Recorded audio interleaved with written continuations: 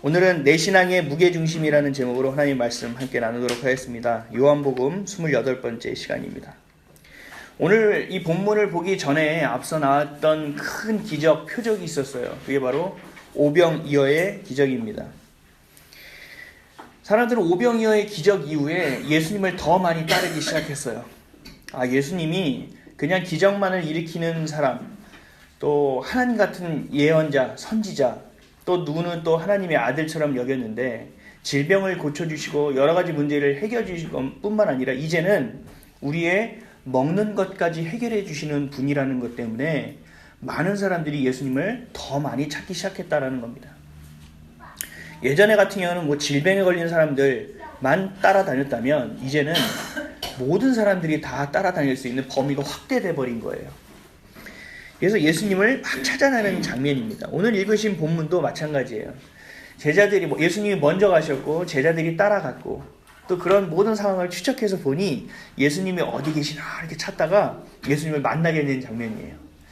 그래서 예수님을 만나고 나서 이 사람들이 너무나 기쁜 거예요. 예수님을 찾았다.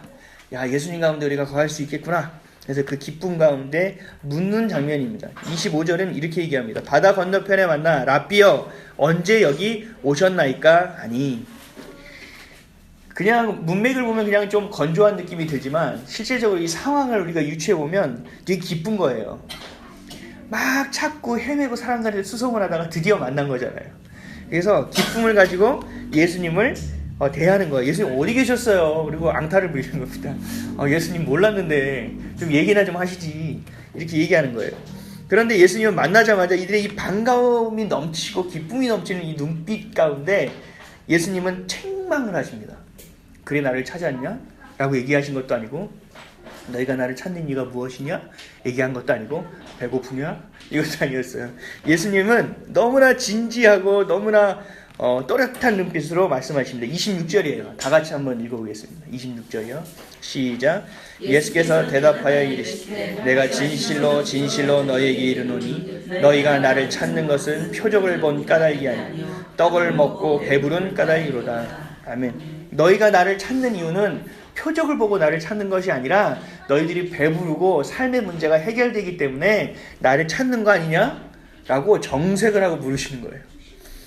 너희들이 나를 찾는 것은 하나님의 나라를 향하고 천국 소망을 받기 위해서 나를 찾는 것이 아니라 너희들의 끼니를 해결하고 너희들의 문제를 해결하기 위해서 나를 찾고 있다. 그런 것이다.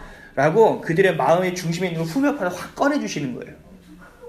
많은 사람들이 당황했겠죠. 예수님 굉장히 따뜻한 분으로 알고 있고 모든 것을 해결해 주시는 분으로 알고 있었는데 너무나 전국을 찌른 거예요. 이들도 잘 느끼지 못했던 깊이 있던 것들을 예수님이 확 끄집어내서 보여주신 거예요. 예수님은 이게 좀 더 쉽게 얘기하면 뭐냐면, 많은 사람들이 예수님을 기쁘게 여기고 즐거움을 여겼지만 예수님을 여길 때 어떻게 여기냐면 로또 복권 같이 여겼다라는 거예요. 예수님 정도면 이 정도는 해결할 수 있을 거야. 이 정도는 할 수 있을 거야. 얼마 전에 저한테 참 신기한 기도 제목이 요청이 들어왔습니다. 교회 안 다니시는 분인데 아는 분인데 저한테 문자가 왔어요. 목사님, 내가 이번 주 로또를 살 겁니다. 반드시 당첨될 수 있도록 도와주십시오. 제가 목사님 기도하신 거는 절대 잊지 않겠습니다. 라고 얘기하신 분이 있어요. 그러면서 제가 근데 그게 이렇게 얘기했더니 설명이 좀 길어서 믿음도 없으시고, 목사님 이거 범죄는 아니잖아요. 이거 죄 짓는 건 아니잖아요. 얘기하더라고요. 그래서 어떻게 설명할까 하다가 그냥 기도해 드릴게요. 그냥 그렇게 하고 말았어요. 예수님을 이들도 로또 복권처럼 여기고 있는 부분이 있는 거예요. 그리고 우리나라로 돌아오면 도깨비 방망이 아시죠? 무슨 일이 있을 때 독감이 뚝딱 하면 생기는 것처럼 예수님을 그런 존재로 여기고 있기 때문에 예수님이 이들을 보시고 책망하시는 부분이라는 겁니다. 우리의 모습은 어떨까요? 우리가 예수님을 바라보고 있는 모습은 어떨까요? 우리가 교회를 출석하며 예수님을 믿는 이유들은 어디 있을까요? 오늘 말씀을 통해서 내 신앙의 무게중심이 어디 있는지를 좀 확인해 보시고 또 회개하고 고백하고 돌이킬 수 있는 시간이 되시기를 주님의 이름으로 축원드립니다. 가장 먼저 봐야 될 것이 있어요. 첫째로 우상에 대한 정리가 좀 필요해요. 우상은 무엇일까? 우상은 무엇일까? 한번 생각해 보세요. 속으로. 우리에게 주신 수많은 율법이 있어요. 613가지의 율법을 우리에게 주셨어요. 근데 이 613가지의 가장 기준이 되는 계명이 뭐냐면 10계명입니다. 10가지의 계명입니다. 이 10가지의 계명 중에 첫 번째에서 네 번째 계명은 하나님과 우리의 관계를 다루고 계시고, 다섯 번째에서 10번째까지는 인간 가운데 삶 가운데 지켜야 될 계명, 가장 기본적인 것을 말씀하고 계십니다. 그래서 우리가 성경책을 사고 보면 맨 앞에는 주기도문 사도신경이 있고 맨 뒤에 보면 십계명이 붙어 있어요. 그건 가장 기초적인 계명이라는 것입니다. 그 계명, 하나님과 우리와의 관계 가운데 지켜야 될 이 네 가지 중에 우상에 대해서 정리하기 위해서는 우리가 첫 번째, 두 번째 계명을 좀 살펴볼 필요가 있습니다. 출애굽기 20장 3절에서 5절 말씀입니다. 제가 한번 읽어보겠습니다. 너는 나 외에는 다른 신들을 내게 두지 말라. 너를 위하여 새긴 우상을 만들지 말고, 또 위로 하늘에 있는 것이나 아래로 땅에 있는 것이나 땅 아래 물속에 있는 것에 어떤 형상도 만들지 말며 그것들에게 절하지 말며 그것들을 섬기지 말라. 이게 지금 첫 번째, 두 번째 계명이 다 들어있는 부분입니다. 10계명 첫 번째 계명이 뭔지 아시죠? 그렇죠. 나 이외에 다른 신들을 내게 두지 말라가 첫 번째예요. 두 번째도 같은 맥락이죠. 어떤 것도 형상을 만들지 말고 그것들을 섬기지 말라는 겁니다. 우리는 우상이라고 생각하면 이런 생각을 많이 해요. 하나님보다 내가 더 사랑하는 것. 그래서 돈, 명예, 권력, 자녀 이런 것들을 생각하게 돼요. 그래서 이것들이 우리 나에게 우상이 돼. 좀 내가 이것을 내려놓아야 돼. 이렇게 생각하게 돼요. 근데 이게 틀린 거는 아니에요. 근데 오늘은 좀 더 우리가 깊이 이해해 볼 필요가 있습니다. 출애굽기와 신명기 말씀을 통해서 알 수 있는 것은 우상이 우리에게 있다라는 거예요. 우상이. 성경적인 정의를 통해서 한번 우상을 제가 추적해 볼게요. 골로새서 3장 5절에서 6절 말씀에 그러므로 땅에 있는 지체를 죽이라. 곧 음란과 부정과 사욕과 악한 정욕과 탐심이니 탐심은 우상 숭배니라. 이것들로 말미암아 하나님의 진노가 임하느니라. 우상 숭배에서 정확하게 정의하고 있어요. 우상 숭배가 돈, 권력 이런 것뿐만 아니라 그런 것뿐만 아니라 우리가 육적으로 생각하는 모든 것들이 다 우상 숭배가 될 수 있다라고 얘기하고 있는 것입니다. 탐심에 대해서 예수님은 또 이렇게 얘기합니다. 누가복음 12장 15절에 그들에게 이르시되 삼가 모든 탐심을 물리치라. 사람의 생명이 그 소유에 넉넉한 데 있지 아니하니라 하시고, 탐심을 물리치는 것이 굉장히 중요하다라고 예수님이 말씀하고 계십니다. 사도 바울은 이 전체적인 말씀을 이렇게 정리합니다. 갈라디아서 5장 24절에서 26절에 그리스도 예수의 사람들은 육체와 함께 그 정욕과 탐심을 십자가에 못 박았느니라. 만일 우리가 성령으로 살면 또한 성령으로 행할지니 헛된 영광을 구하여 서로 노엽게 하거나 서로 투기하지 말지니라. 아멘. 우상이라는 것은 하나님보다 다른 것을 사랑하는 마음이에요. 결국은 탐욕에서 온다라는 것입니다. 욕심에서 온다라는 것입니다. 밖에서부터 나에게 엄습해오는 것이 아니라 내 안에서부터 시작된다라는 거예요. 우상이라는 것은. 다시 10계명으로 제가 돌아볼게요. 출애굽기 20장 4절에 너를 위하여 새긴 우상을 만들지 말고 또 위로 하늘에 있는 것이나 아래로 땅에 있는 것이나 땅 아래 물속에 있는 것에 어떤 형상도 만들지 말며. 얼마나 자세하게 만들었으면 자세하게 이렇게 말씀하실까요? 위, 아래, 땅속, 물속 다 얘기하시죠. 그렇죠? 이 만드는 형상을 만드는 조건이 뭐냐면 너를 위하여 새긴 우상이라고 말하고 있어요. 너를 위하여, 나를 위해이기 때문에 우상이 만들어진다는 것입니다. 우상이 만들어지는 이유는 무언가 사랑하는 마음이 나 자신에게 쏠리게 될 때 만들어지는 거라는 거죠.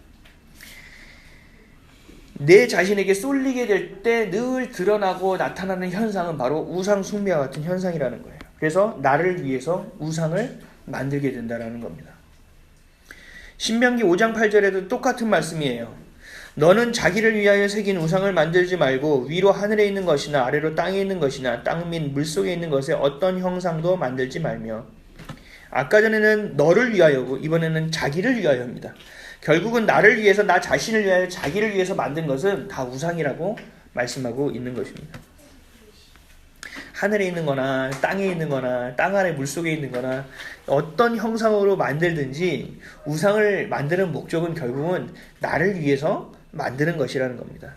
그래서 이 국가와 민족을 초월해서 시대와 장소를 초월해서 모든 우상에게 나타나는 하나의 공통점이 있어요. 하나의 공통점. 그게 뭐냐면 나를 위해서라는 거예요. 자신의 필요에 의해서 세워진다라는 거예요. 우상은 소가 나타나서 나를 섬기라 그래서 소를 만드는 게 아니라 이렇게 하면 소를 섬기면 나에게 무언가 잘 될 것 같기 때문에 나의 자식에게 복이 있을 것 같기 때문에 내 사업이 잘 될 것 같기 때문에 우리 부족이 다른 부족에게 지지 않을 것 같기 때문에 만들어낸 것이라는 겁니다. 우리 성경에서 나오는 맘몬이라는 신이 기억하십니까? 이 맘몬은 돈을 벌기 위한 물질의 신입니다. 우리 바알은 기억하시죠? 바알은 늘 풍요로운 가운데 물질에 대해서 걱정 없이 살게 해주는 신이 바로 바알입니다.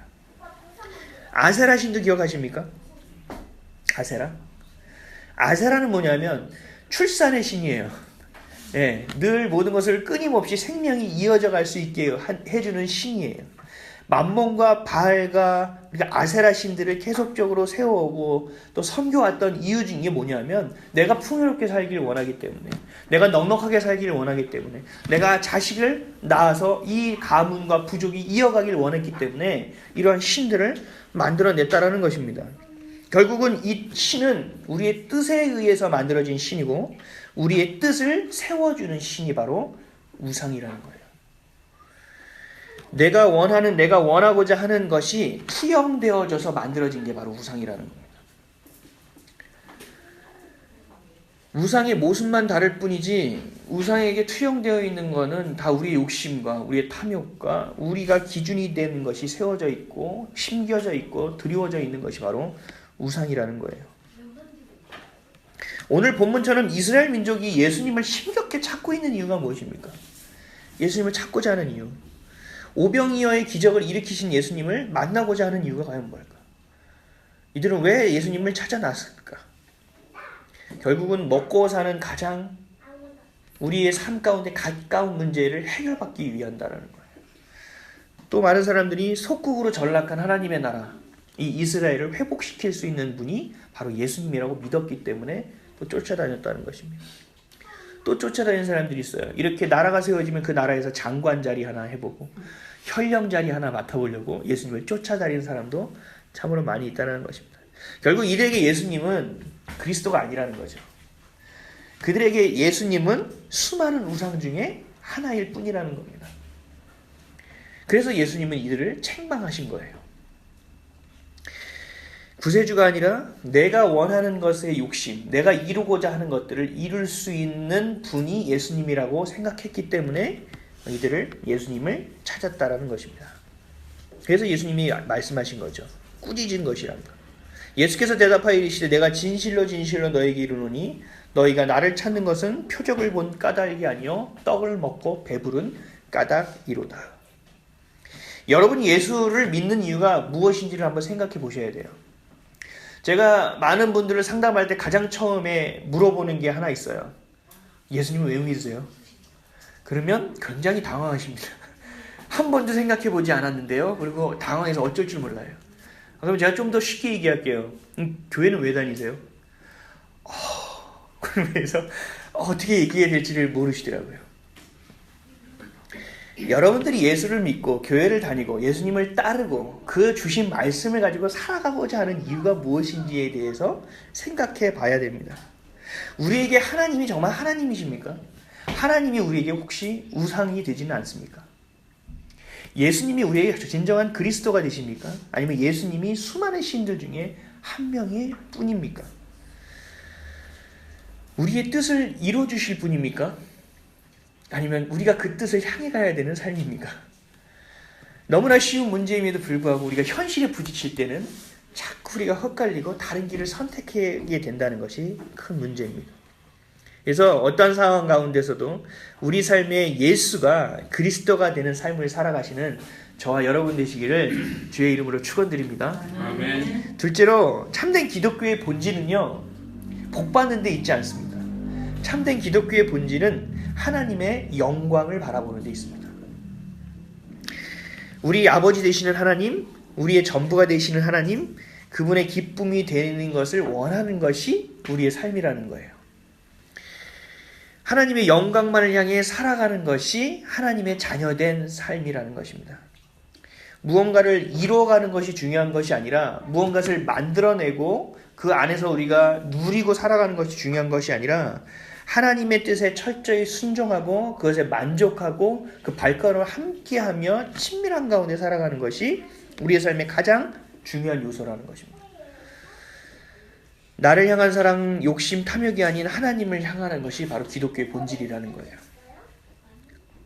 그렇게 살아가는 것을 우리는 거룩한 영성을 가진 삶이다 라고 얘기해요. 영성은 뭔지 아십니까 혹시? 영성이 뭘까요? 거룩한 영성은 뭘까요? 우리가 그 거룩한 영성을 닮아가야 된다고 얘기하는데 그 거룩한 영성이 뭔지도 잘 몰라요. 그리고 그 거룩한 영성을 가지고 살아가기 위해서는 어떠한 삶을 살아가야 될지도 잘 몰라요. 당장 내 안에 있는 문제가 해결돼야 되는 것만 생각한다라는 거죠. 그래서 사도 바울은 거룩한 영성을 가지고 살아가기 위해서는 이렇게 살아야 된다라고 얘기합니다. 빌립보서 4장 11절에서 13절 말씀입니다. 내가 궁핍함으로 말하는 것이 아니니라. 어떠한 형편에든지 나는 자족하기를 배웠노니 나는 비천에 처할 줄도 알고 풍부에 처할 줄도 알아. 모든 일 곧 배부름과 배고픔과 풍부와 궁핍에도 처할 줄 아는 일체의 비결을 배웠노라. 내게 능력 주시는 자 안에서 내가 모든 것을 할 수 있느니라. 아멘. 사람들은 이 13절 말씀만 봐요. 내게 능력 주시는 자 안에서 내가 모든 것을 할 수 있다. 주님이 해주시면 되잖아요. 그래서 지금 예수님을 찾는 사람들처럼 지금 기도하면서 예수님을 늘 찾게 된다는 거죠. 근데 내게 능력 주신 자 안에서 내가 모든 것을 할 수 있는 이유가 뭐냐? 우리가 자족함을 통해서 내 탐욕과 욕심을 가지고 살아가는 것이 아니라 자족함을 통해서 내 살아갈 이유와 내 삶의 목적과 목표가 더 명확해지기 때문에 그 명확해진 것을 가지고 하나님만을 향한 삶을 살아갈 수 있게 된다는 겁니다. 집중하는 삶을 살아갈 수 있게 된다는 거예요. 그래서 그 사명 가운데 하나님 원하시는 길 가운데 함께 걸으며 원하는 것을 이야기했을 때 그것을 하나님이 이루시겠다고 얘기하는 거예요.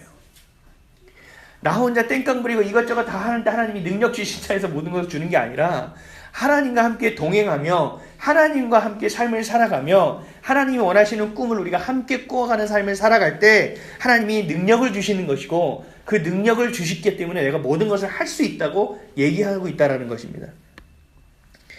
그래서 이 자족함이라는 것은 모든 것을 명확하고 명료하게 만들어준다는 거예요. 그래서 이 자족함을 가지고 있는 자가 거룩한 영성을 소유할 수 있다라고 이야기하고 이 거룩한 영성을 소유한 자는 절대로 우상을 섬기는 일을 반복하지 않는다고 말씀하고 있는 것입니다. 디모데서 6장 6절에서 11절 말씀에 좀 더 명확하게 되어 있습니다. 제가 한번 읽어볼게요. 좀 길지만.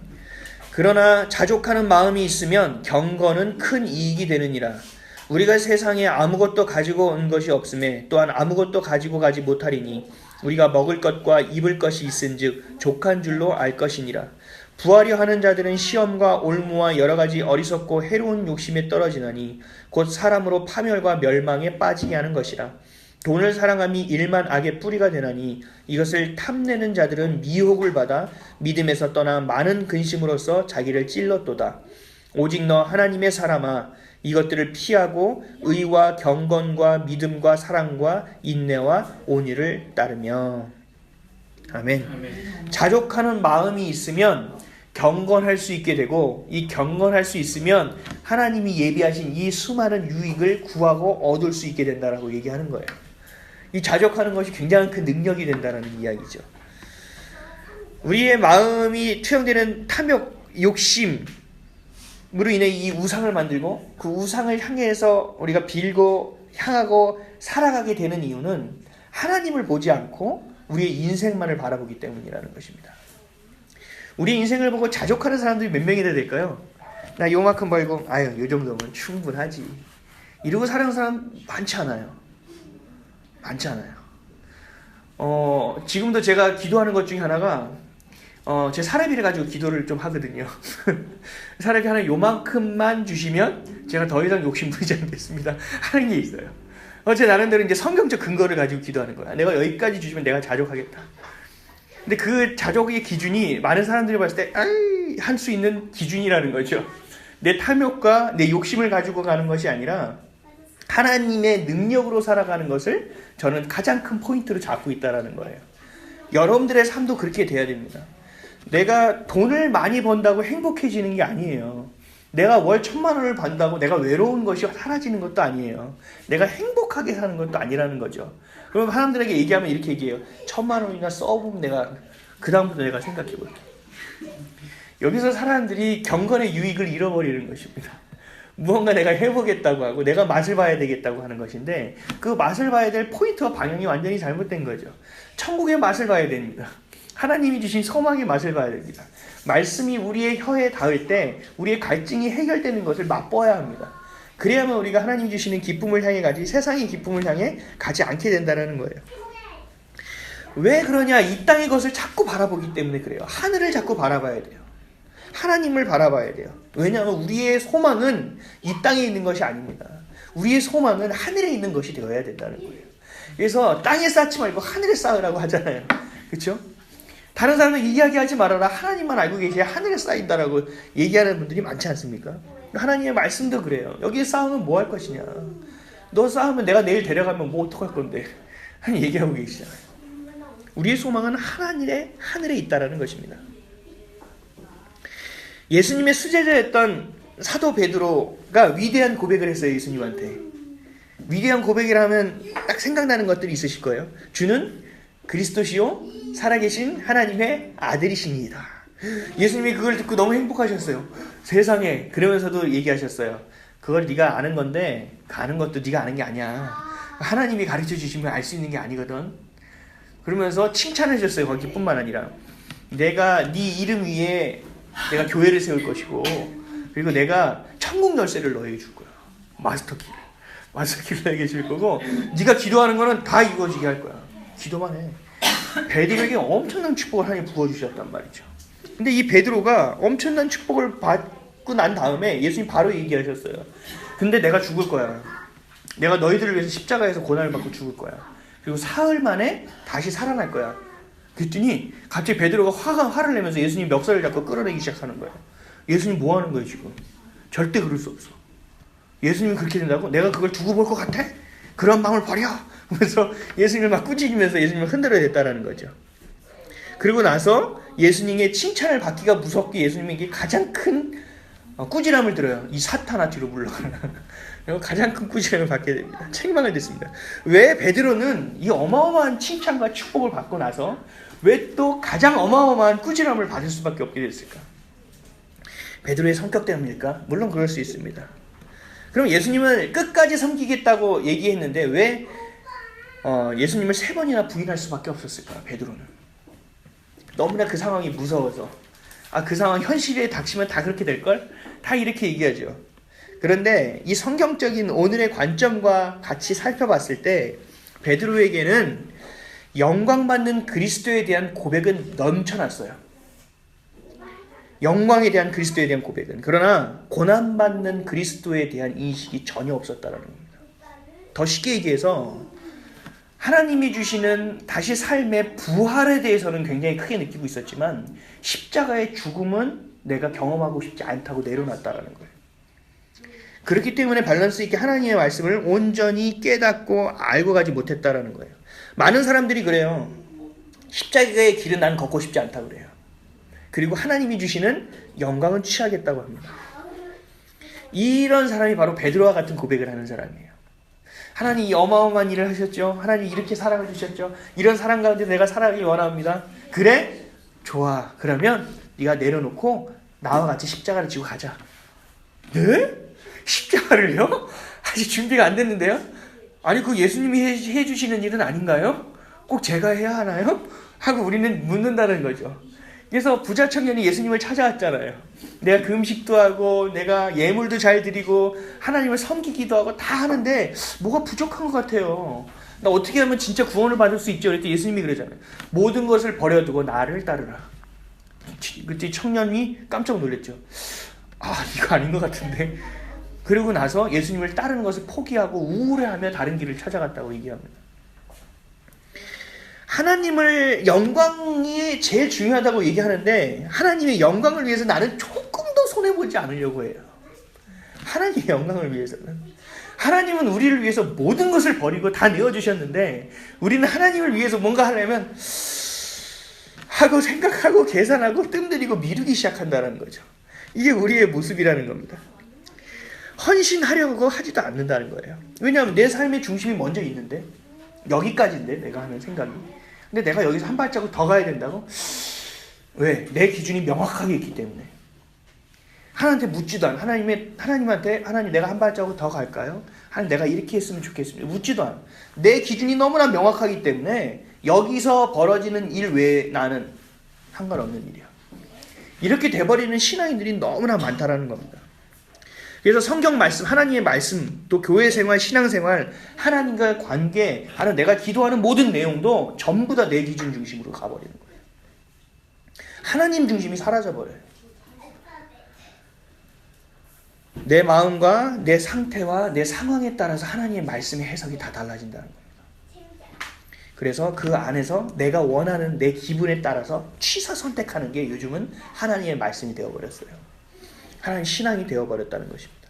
모든 것이 내 중심이라는 거예요. 그래서 우리가 지금 봐왔던 우상 섬기는 것, 우리가 이렇게 살아갈 때 우리가 하나님을 우상으로 여기는 것과 다를 바가 없어요. 하나님이 결국은 우상이 되어버리는 거예요. 하나님은 나 위에 다른 신을 섬기지 말라고 얘기하셨는데 사람들은 그렇게 한다고 하는데 하나님이 이렇게 까보시고 열어보시니 그게 내가 아니었어.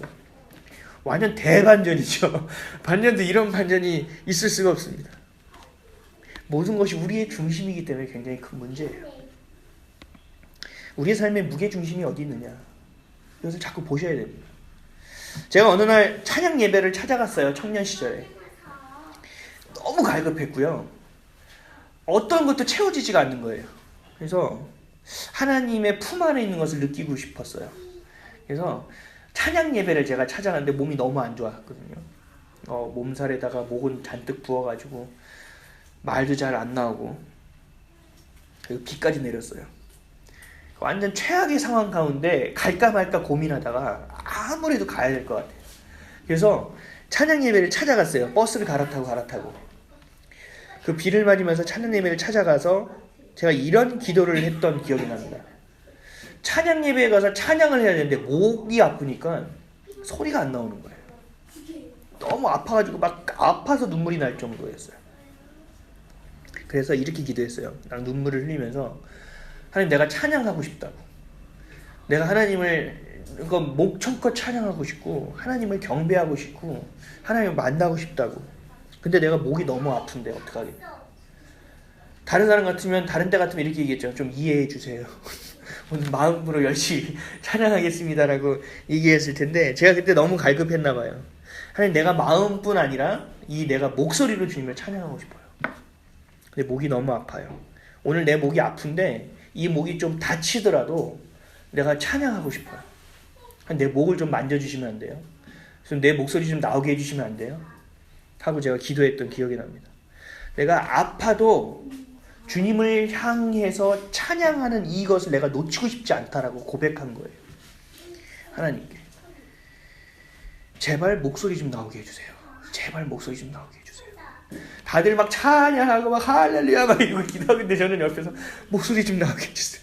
목소리 좀 나오게 해주세요. 근데 그 모습을 내가 나를 보는데 얼마나 처량하든지 아유 야 내가 하나님이라도 내가 널 긍휼히 여기겠다 이 마음이 들 정도였어요. 이게 제가 왜 얘기냐면 내 삶이 하나님의 중심으로 옮겨가는 순간이에요. 내 삶이 내 안에 있다가 내 중심으로 있다가 이 모든 중심이 하나님께로 옮겨지는 순간이었다라는 겁니다. 얼마 전에 있었던 일이에요. 부산에서 우리 교회에 큰 헌금을 해주셨어요. 500만 원을 해주셨어요. 뭐 잘 아시는 분도 아니에요. 그래서 제가 이분의 사정을 좀 알아요. 부산에 사시는데 시어머니를 모시고 살아요. 지금 이제 70 되셨는데, 근데 이분이 심장 수술을 젊었을 때 하셨어요. 몸이 워낙 허약해요. 그래서 이 심장 수술을 했는데 이게 옛날에 하셔서 이 배터리를 갈아야 돼요. 다시 수술을 해야 되는데 병원에서 수술을 못 한다는 거예요. 당신의 체력과 건강 상태로는 이걸 열고 배터리 갈 수가 없습니다. 그래서 이분은 언제 갈지 몰라요. 죄송하지만 이게 배터리가 언제 돼서 언제 천국을 갈지 몰라요. 그런데도 시어머니를 모시고 살고 하다가 또 시어머니 일으키다가 넘어져가지고 허리를 또 다쳐가지고 입원까지 했어요. 건강 상태가 말이 아니신 분인데 그러신 분이에요. 근데 그분이 갑자기 우리에게 헌금을 하신 거예요. 그래서 제가 너무 놀랐어요. 왜냐하면 이 돈이면 사람을 구할 수 있잖아요. 그래서 자기도 편할 수 있고 어머니도 모실 수 있잖아요. 어느 순간까지. 그렇죠? 몇 달은 편하게 하실 수 있으실 것 같아요. 아니면 머리를 써서 일주일에 2번 정도 하면 좀 더 길게 가져갈 수도 있을 것이고, 아니면 어머니를 요양원에 모실 수 있는 뭔가를 마련할 수도 있는 돈일 거예요. 근데 좀 의아한 거죠. 이렇게 할 수 있는데 이거를 왜 우리 교회에 했을까? 그래서 제가 전화번호를 알아냈어요. 자꾸 찾아가지고 물고 물어서 알아내서 전화를 드렸어요. 전화는 드려야 될 것 같더라고요. 근데 그분이 이렇게 말씀하시더라고요. 이 돈 적금 탄 돈이라고. 자기 계속 부어가지고 적금을 탄 돈이라고. 근데 생각해보니까 나보다 개척교회에 더 필요할 것 같다는 생각이 들었다. 그래서 그냥 보낸 거예요. 너무 담담하게 얘기하니까 웬만한 사람들은 좀 무용담도 섞고, 목사님 목회를 좀 잘 해보십시오. 목사님 교회보다 더 가치 있는 것이 어디 있습니까? 이런 추임새와 여러 가지를 넣었을 텐데 이분은 그런 얘기도 없이 너무 담담하게 얘기하시더라고요. 그냥 나보다 개척교회에 더 필요할 것 같아서 보냈어요. 제가 말이 막혀가지고 할 말이 없는 거예요. 예, 알겠습니다. 그리고 이분의 따님도 눈이 한쪽이 좀 실명이 되고 있고 상황이 좀 안 좋거든요. 참 이해가 잘 안 되더라고요. 하나님이 꿈에 나타나서 야, 너 목돈 타지? 아이비 처치에 헌금해라 라고 얘기해 주신 것도 아니잖아요. 그렇죠? 대부분 모르는 교회에 헌금할 때 하나님이 그렇게 역사하실 때가 참 많거든요. 뭐 경기도 김포에서 목회하는 이 아무개 목사를 찾아 너 헌금해 이렇게 하나님이 말씀해 주실 때가 있어요. 많은 분들이 간증을 많이 하거든요. 근데 이분은 그런 것도 아니었어요. 아주 단순한 이유예요. 뭐냐면 삶의 중심이 내 삶의 중심에서 하나님의 삶의 중심으로 완전히 옮겨와 계신 분이라는 겁니다. 우리가 생각하는 500만 원의 가치가 우리에게는 이것도 할 수 있고 저것도 할 수 있고 이런 여러 가지의 가치를 생각하는데 이분에게 있어서는 완전히 하나님의 영광에 대한 가치만 세워져 있는 분이라는 것이에요. 제가 그때 무슨 생각이 들었냐면 천국은 이런 분의 것이구나. 천국은 이런 분의 것이구나. 돈의 가치를 떠나서 이분의 마음의 중심 자체가 하나님께로 향해 있는 모습이라는 거죠. 굉장히 단순합니다. 여러분 진리는 단순해요. 정말 새로운 것은 단순하고요. 하나님의 것은 굉장히 단순합니다. 우리가 바이블톡을 통해서 하나님의 말씀을 배우지만 우리가 신앙 원리를 하나씩 다 좀 굉장히 단순하지 않습니까? 지극히 상식적이고 지극히 단순합니다. 오늘 말씀 한번 정리해 보겠습니다. 우상은 멀리 있지 않습니다. 어떤 형상에 있는 것도 아닙니다. 우상은 결국 우리의 마음에 있는 것입니다. 하나님의 말씀의 절대 기준, 절대 가치, 하나님의 말씀이 생명이 되는 것이 아니라 내가 원하는 것이 생명이고 내가 원하는 것이 가치이고 내가 원하는 것이 삶의 방향이 됐을 때 이것이 바로 우상 숭배하는 삶을 살아간다고 이야기할 수 있습니다. 영광만을 취하려고 하고 희생만큼은 생각하지 않고 헌신하지 않으려는 것은 우상 숭배하는 삶과 별반 다르지 않는 삶이라는 것입니다. 우리가 우상 숭배, 나 자신을 향한 삶을 살아가는 것이 아닌 하나님만을 향하기 위해서는 우상을 깨는 작업을 하셔야 돼요. 우상을 깨내야 돼요. 그 깨내는 가장 처음의 시작이 바로 예배입니다. 오늘의 예배 시간만큼 내가 주님께 영광을 돌리겠다. 오늘 예배 시간만큼은 내가 마음과 모든 것을 다하여 하나님께 헌신하는 시간을 갖겠다. 내가 어떤 상황이 있는 곳에서도 하나님의 기쁨이 되겠다. 내가 우상을 향하지 않고 내 자신만을 향하지 않고 하나님께로만 향하는 것이 바로 우상을 깨는 작업입니다. 그리고 그것이 바로 예배자의 모습입니다. 참된 예배자가 되는 길이 바로 여기 있다는 것입니다. 그래서 하나님의 말씀은 우리 영적인 것은 흑백을 나눌 수밖에 없어요. 차갑거나 뜨겁거나 할 수밖에 없고 참되거나 거짓되거나 할 수밖에 없어요. 우리의 마음이 어디로 향하고 있는지를 여러분들 잘 체크해 보시길 바랍니다. 우리의 삶의 무게중심은 어디 있습니까? 여러분들 삶의 무게중심 한번 그림을 한번 그려보세요. 우리 옛날에 뇌를 그리고 내 머릿속에 뭐가 있는지 생각했던 것처럼 내 무게중심이, 삶의 무게중심이 어디에 있는가? 하나님께 있습니까? 아니면 나 자신에게 있습니까? 나 자신의 욕심을 투영시킨 우상에게 있습니까? 제가 우리 교회 이전 문제를 위해서 열심히 기도하다가 슬럼프에 빠졌습니다.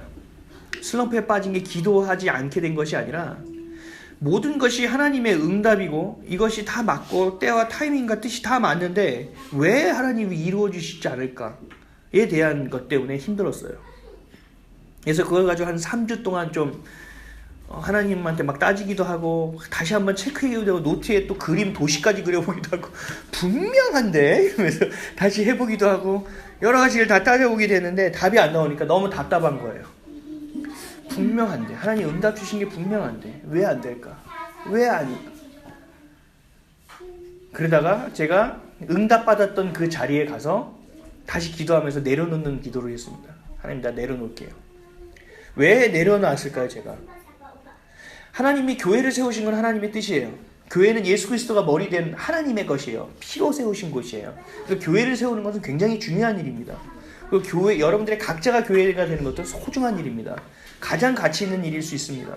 그리고 우리가 교회를 이전해서 새로운 사역을 시작하고 전도를 할 수 있고 이런 일은 하나님께서 굉장히 기뻐하시는 일이라는 거죠.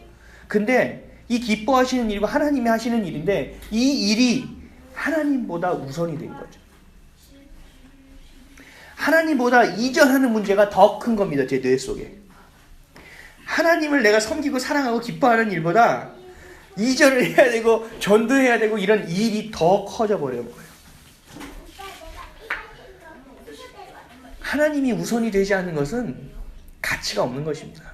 그리고 하나님이 그것이 그 가치가 다시 제자리를 찾으러 올 때까지 하나님은 두고 내버려 두시고 오래오래 길이길이 참아주신다는 사실입니다.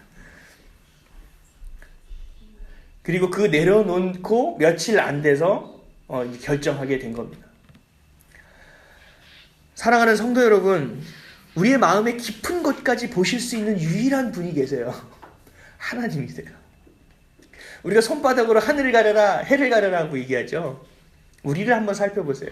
하나님만큼은 우리의 마음을 아십니다. 어떤 사람이 보지 않아도 하나님은 보고 계십니다. 내 마음을 감추고 합리화시켜서 아닌 것처럼 보여져도 하나님은 그것을 까고 열고 열어서 그 핵심이 무엇인지 정확하게 보신다라는 거예요.